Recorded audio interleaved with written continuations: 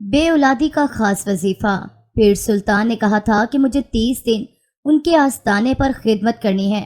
میرا شوہر مان گیا کیونکہ وہاں بہت ساری عورتیں نوکری کرتی تھی۔ روز دوپہر پیر صاحب ہمیں طاقت کا شربت دے کر 1 گھنٹہ آرام کرنے دیتے۔ وہ شربت پیتے ہی ساری عورتیں سو جاتی، لیکن کچھ دن سے طبیعت بوجھل تھی، اس لیے اس بار شربت چپکے سے پھینک دیا اور ایسے ہی سو گئی۔ لیکن آدھی نیند سے آنکھ کھلی جب دیکھا ساری عورتیں بے ہوش تھیں اور آستانے کا پیر اپنے ساتھ۔ میرا نام رانی ہے، میرا تعلق چشتیاں سے ہے۔ ہم 2 بہنیں اور ایک بھائی ہیں جو ہم دونوں بہنوں سے بڑا ہے۔ میرے والدین کھیتی باڑی کا کام کرتے ہیں۔ سارا دن محنت کے بعد 2 وقت کی روٹی نصیب ہوتی تھی۔ میں معمولی سی شکل کی لڑکی تھی، لیکن میرے نقوش بہت پیارے تھے۔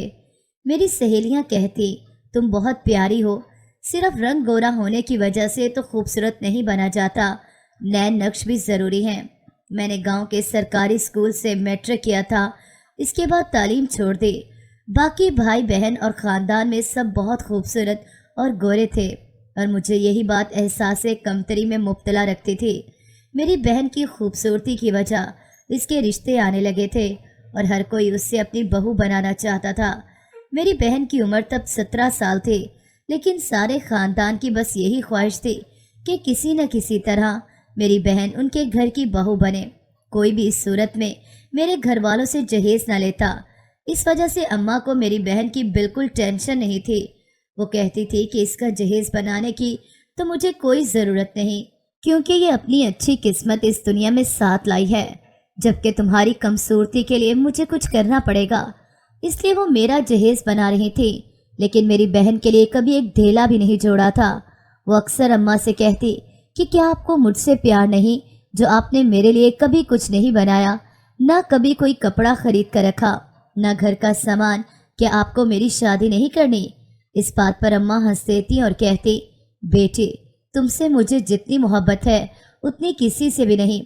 باقی لڑکیاں تو جہیز لینے اس دنیا میں آئی ہیں، لیکن تم سے جو شادی کرے گا وہ تو ہمیں ہی مالا مال کر کے جائے گا۔ اماں کی ایسی باتوں پر میری بہن اور خوش ہو جاتی تھی اور اس کا دھیان اس بات سے ہٹ جاتا تھا۔ وہ بہت مغرور ہو چکی تھی، سارا وقت فلموں اور ڈراموں میں وقت برباد کرتی۔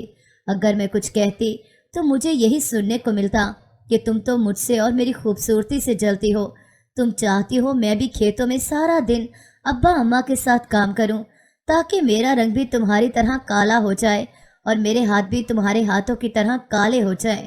برتن دھو دھو کر میں سارا دن گھر کا کام کرتی اور وہ چارپائی پر پڑی رہتی یا اپنی سہیلیوں کے ساتھ مل کر ان کے گھر چلی جاتی اور شام کو واپس لوٹتی۔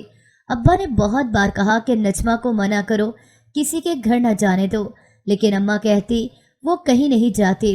ابا اور اماں میں اسی بات پر جھگڑا ہو جاتا تھا، لیکن میری بہن کو کوئی پرواہ نہیں تھی۔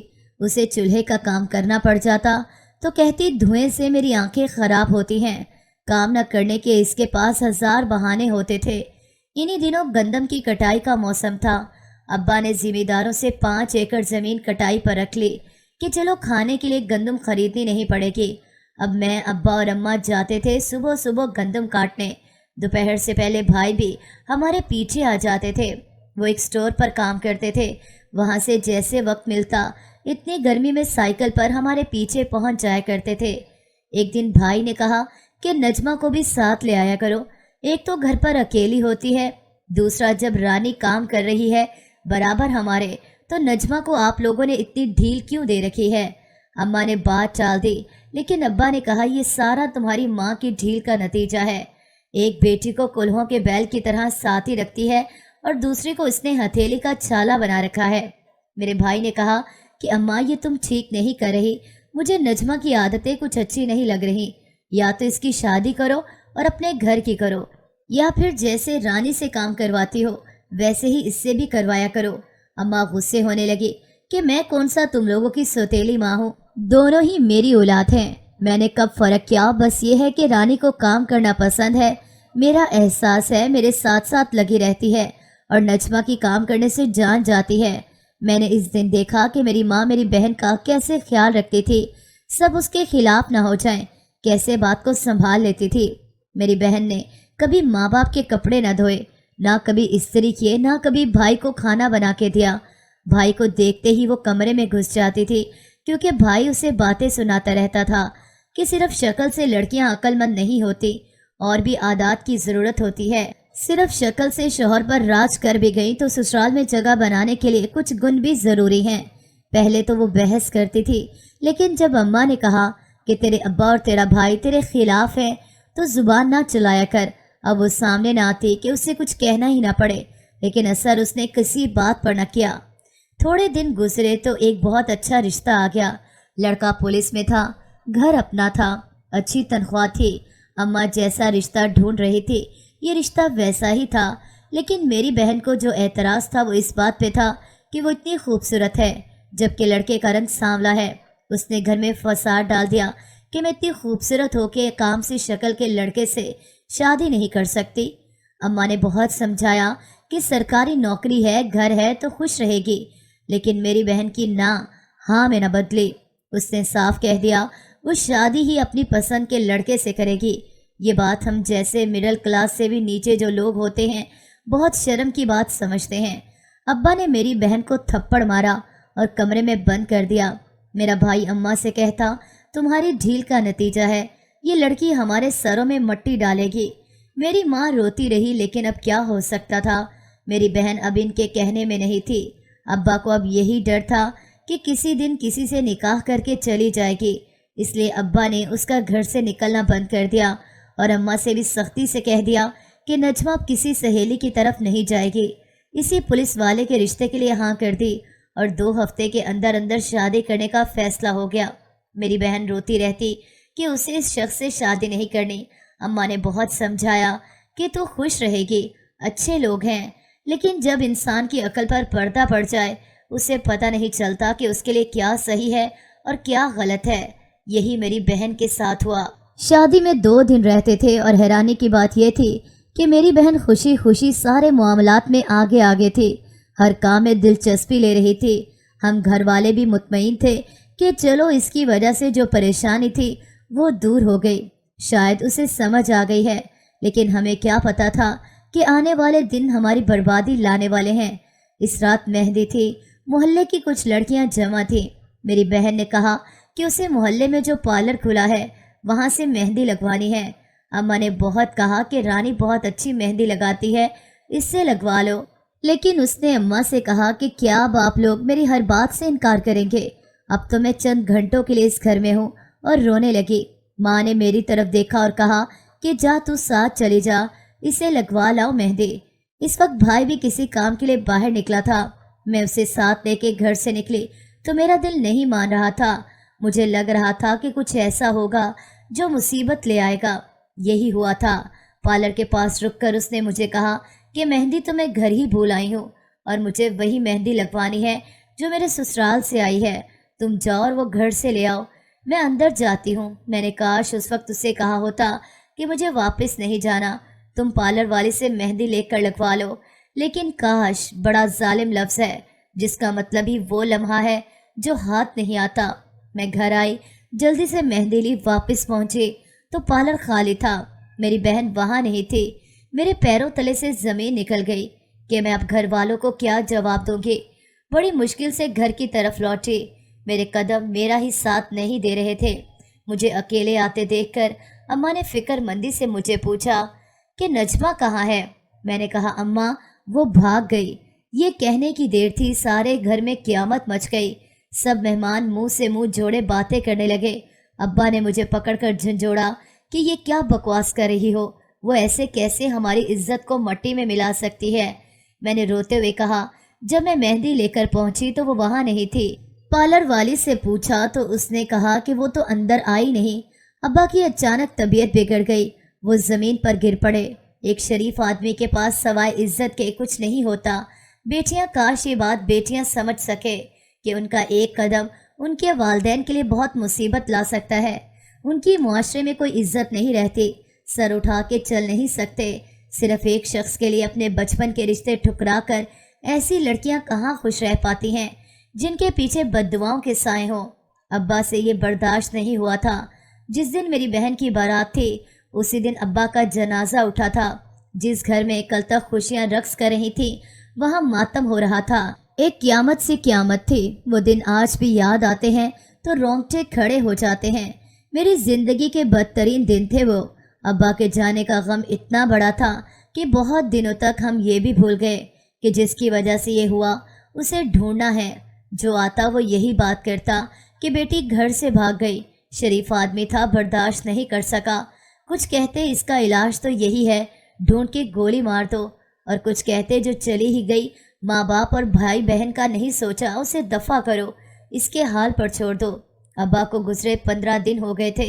घर में ताज़ियत के लिए आने जाने वाले लोग और उनकी बातों ने बहुत परेशान कर रखा था। सबको यही जानना था कि आखिर वो भागी किसके साथ। भाई ने कहा कि वो उसे ढूंढ कर रहेगा, जिस दिन मिल गई उसे मार दूंगा। अम्मा ने रो रो कर बुरा हाल कर रखा था। माँ थी, डर गई कि बेटी तो मुंह काला करके गई, लेकिन अगर बेटे ने उसे ढूंढ कर मार दिया तो इनका इकलौता बेटा जो उनके बुढ़ापे का सहारा है वो सारी उम्र जेल की सुलाखों के पीछे रहेगा। इनकी जिंदगी तो पहले ही बर्बाद है, वो अपने बेटे की बर्बाद नहीं कर सकती। माँ ने अपने सर से चादर उतारी और भाई के पैरों में रख दी और कहा कि मेरा मरी का मुंह देखोगे, अगर ऐसा कुछ किया तो वो अपना किया खुद ही पाएगी। तुम इसे कुछ कह के खुद को किसी मुश्किल में मत डालना। भाई ने चादर माँ के सर पर रखी और कहा, फिर आप भी ये याद रखेगा, जिस दिन उसे इस घर में आने की इजाज़त दी उसी दिन आपसे हर रिश्ता तोड़ दूंगा। अब्बा के 40वें के बाद वही लोग जिनके यहाँ मेरी बहन की शादी हो रही थी फिर से हमारे घर आए और कहा कि वो अब भी हमसे रिश्ता करना चाहते हैं। भाई ने अम्मा से कहा कि जो आपकी बेटी कर गई है उसके बाद कोई शरीफ लड़का तो इस घर में शादी करने आएगा नहीं। ये तो इन लोगों की शराफत है जो फिर भी हमसे रिश्ता जोड़ना चाहते हैं। इसीलिए भाई ने खानदान में से किसी से पूछे बगैर ही मेरा रिश्ता उन्हें दे दिया और कहा जब चाहें आके निकाह करके ले जाएं। मैं इस वक्त शादी नहीं करना चाहती थी। एक तो अब्बा के जाने का गम और फिर अम्मा की तबीयत ख़राब रहती थी, लेकिन मैं कुछ भी कह के अपने भाई की नज़रों में मशकूक नहीं होना चाहती थी, जिसे अब भरोसा नहीं था। उसे लगता था कि उसकी बहनें उसकी इज्जत की दुश्मन हैं, इसीलिए खामोश रही। और एक शाम कुछ लोग आए, 2 औरतें साथ थीं। सादगी से मेरा निकाह हुआ और मैं अदील के घर आ गई। मेरे ससुराल में मेरी 2 नंदे थीं और सास ससुर, एक देवर था। अदील सबसे बड़ा था, सारे घर की जिम्मेदारी उस पे थी। बहनें उस पे ऐसे हक जताती थीं कि उन्हें मेरा इसके करीब बैठना भी पसंद नहीं था, और ये बात मुझे 1 हफ्ते में पता चल चुकी थी। मेरा शौहर पता नहीं किस मजबूरी में मुझे ब्याह लाया था। मेरी तरफ देखता भी ना मुझसे बात करता। रात को जब आता तो मैं सो रही होती, अपना बिस्तर उठाता और दूसरे कमरे में चला जाता। खाना तक उसकी बहनें उसे देती, इनके हाथ से उनके साथ बैठ के खाता। वो लोग खाने पर मुझे बुलाने का तकल्लुफ़ तक न करते। मैं चुपचाप उनके खाने का इंतज़ार करती और जब देखती कि खा चुके हैं तो बाद में कुछ खा लेती थी। मेरी सास हर वक्त अपनी बेटियों की तारीफ़ें करती कि इनकी बेटियां बहुत ही नेक हैं, भाई की और बाप की इज्जत की अहमियत समझती हैं।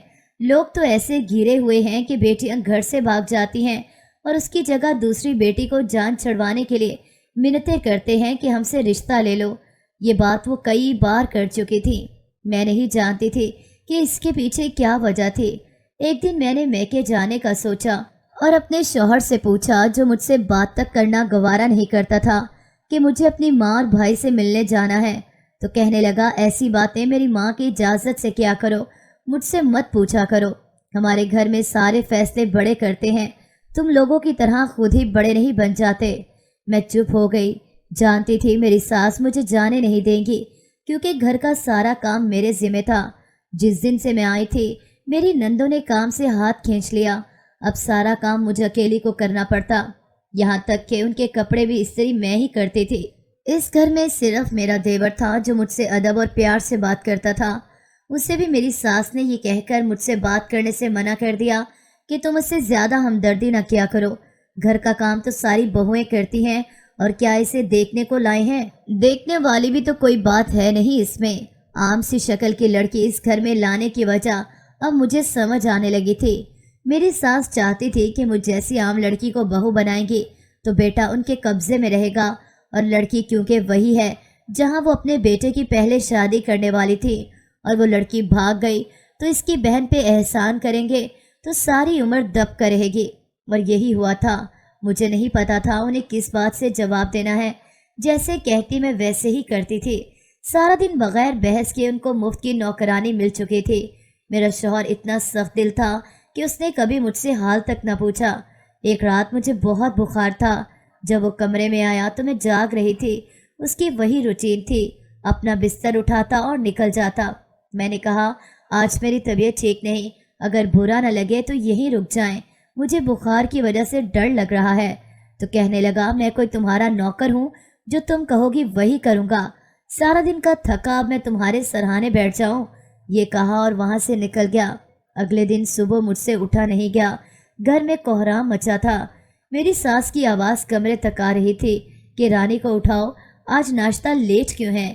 میری چھوٹی نند کمرے میں آئی اور کہا کہ بھابھی اماں پوچھ رہی ہیں کہ آج ناشتہ لیٹ کیوں ہے۔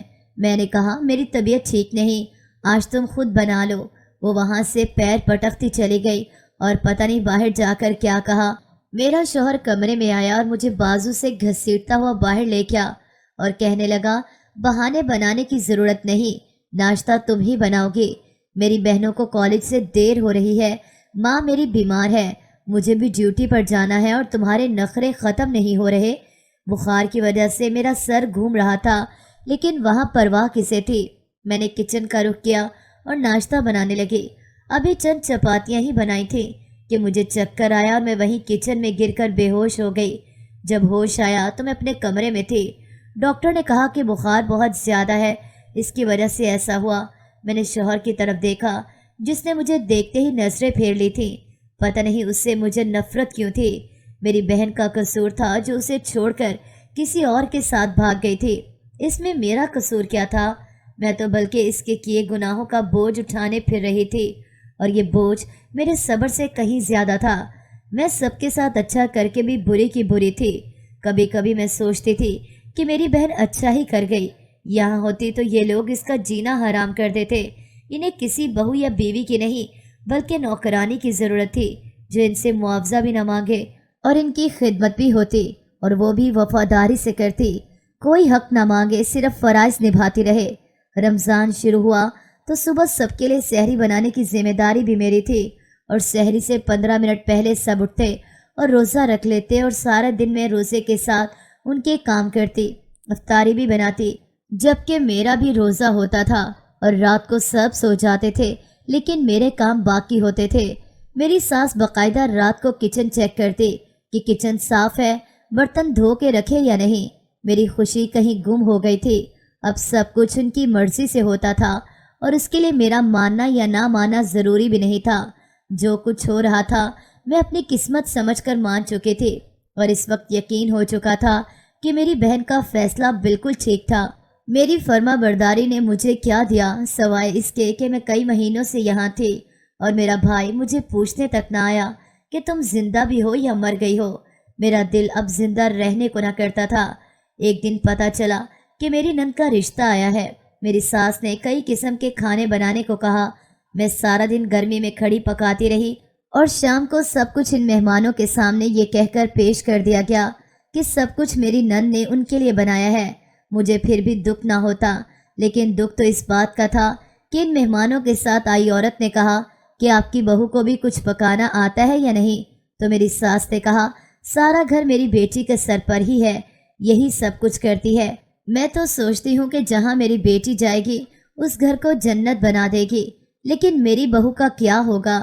اسے بہت مشکل ہوگی جب میری بیٹی اپنے گھر کی ہو جائے گی۔ تو وہ عورت بولی کہ تم بھی بیٹا کام کیا کرو اور کھانا پکانا سیکھو، کیا تمہاری ماں نے تمہیں کچھ نہیں سکھایا؟ میں خاموشی سے ان کی باتیں سنتے رہی۔ ایک بار تو دل چاہا کہ بتا دوں، لیکن پھر سوچا اس کے بعد یہ لوگ میرا جینا حرام کر دیں گے۔ ایک دن میرے بھائی اور میری ماں میرے گھر آئے۔ میں حیرانی اور خوشی سے دیکھتی رہ گئی، شاید میری دعائیں قبول ہو گئی تھیں۔ میرے سسرال والے میرے بھائی اور ماں کو دیکھا تو انہیں یقین نہیں تھا کہ یہ لوگ بھی میرے لیے میرے سسرال آ سکتے ہیں۔ وہ لوگ تو مجھے لاوارث سمجھ کر بیٹھے تھے۔ میری ماں دیر تک سینے سے لگائے روتی رہی، اور میرا بھائی بار بار یہی کہتا رہا کہ مجھے معاف کر دو، نجمہ کی وجہ سے تم سے نفرت کرتا رہا۔ اب جا کے سمجھ آئی کہ اس میں تمہارا تو قصور نہیں تھا، بلکہ تم نے تو ہماری عزت رکھی۔ میں کیا کہتی، میرے لیے تو یہی بہت تھا کہ آج کتنے مہینوں کے بعد میں اپنے بھائی اور ماں کو دیکھ سکی تھی۔ تب تک میرا شوہر بھی ڈیوٹی سے واپس آ گیا تو میرے بھائی نے کہا کہ میں اپنی بہن کو لینے آیا ہوں۔ ماں نے بتایا تھا کہ تمہارے بھائی کا رشتہ طے کر دیا ہے، اسی لیے تجھے لینے آئے ہیں۔ چل اور چل کے اپنے بھائی کی شادی کی تیاریاں کر، سب کچھ تجھے ہی تو کرنا ہے۔ مجھے بہت خوشی ہوئی تھی۔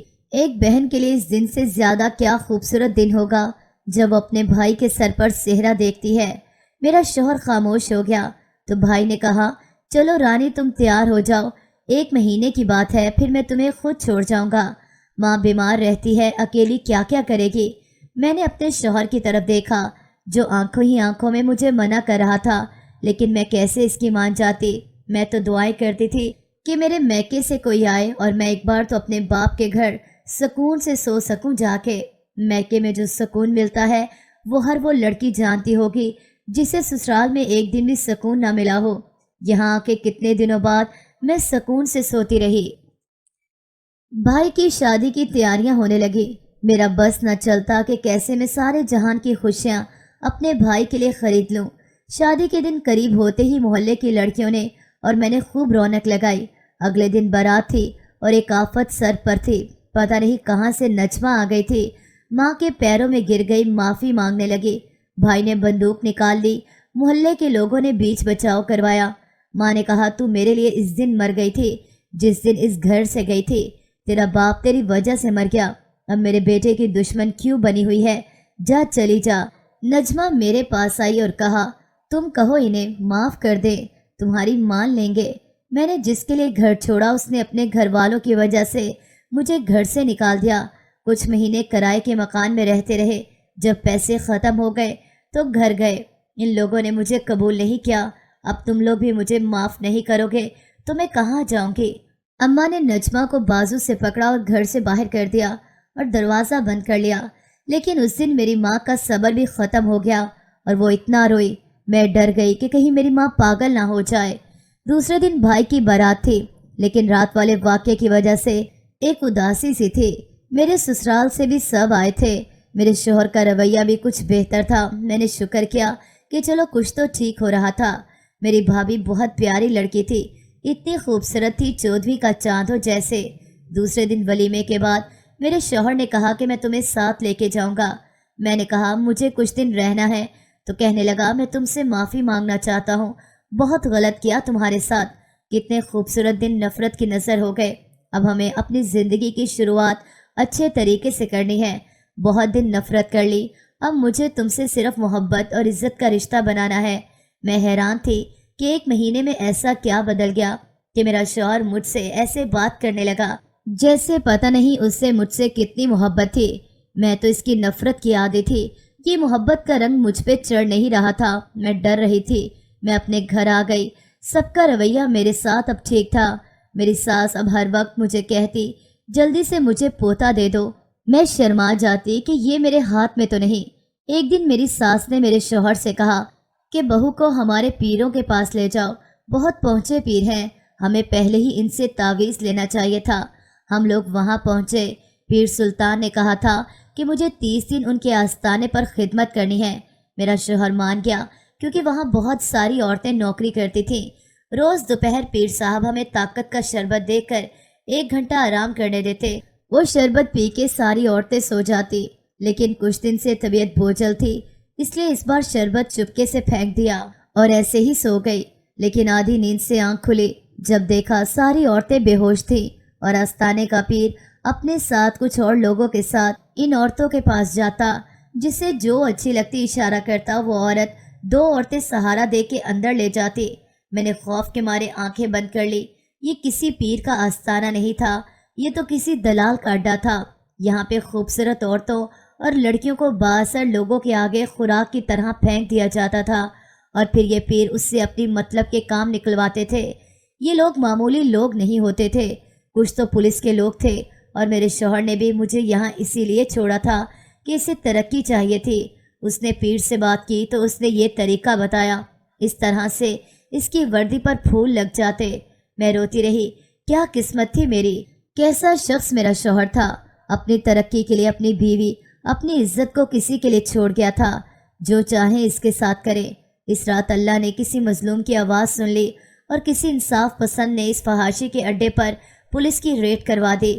اس دن بہت سے عزت داروں کے نقاب اترے۔ یہ بات میڈیا تک پہنچ گئی۔ میرا شوہر بھی اس میں ملوث تھا، اسے بھی پولیس پکڑ کر لے گئی، نوکری بھی گئی اور عزت بھی۔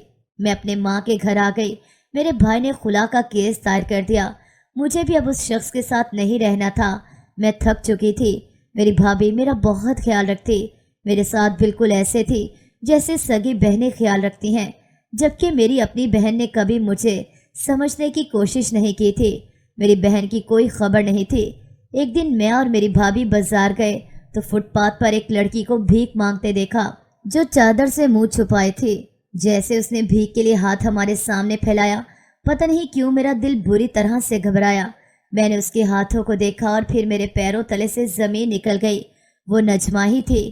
اس کے ہاتھ میں پہنی انگوٹھی میں پہچان چکی تھی، جو وہ ہمیشہ پہن کے رکھتی تھی۔ ہم اسے گھر لے آئے۔ پتہ نہیں بھابھی نے کیسے بھائی کو سنبھالا۔ وہ خاموش ہو گئے۔ کچھ ماہ ایسے ہی گزر گئے۔ وہ بالکل خاموش ہو گئی تھی۔ بھابھی اسے اپنے ساتھ مختلف کاموں میں مصروف رکھتی تھی۔ اچھے لوگ آپ کی زندگی میں ہوں تو زندگی بدل دیتے ہیں۔ بھابھی نے میرا اور میری بہن کا رشتہ اچھی جگہ کروایا۔ ہم دونوں بہنیں اب اپنے گھروں میں خوش ہیں اور شکر کرتی ہیں کہ ہماری آزمائش ختم ہو گئی۔